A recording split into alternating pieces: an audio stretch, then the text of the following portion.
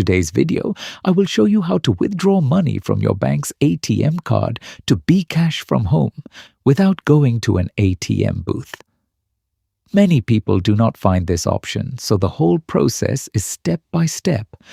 First, open the bKash app on your mobile, then log in with your PIN. After logging in, click on the Add Money option on the home screen. Now select the Card to bKash or From Card option here.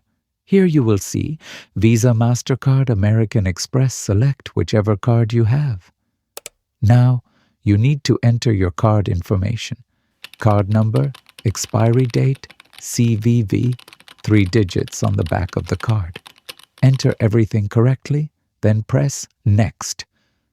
Now enter the amount you want to transfer to bKash, then click on the Confirm or Proceed button. Then you will receive an OTP code from your bank. Verify it with that OTP.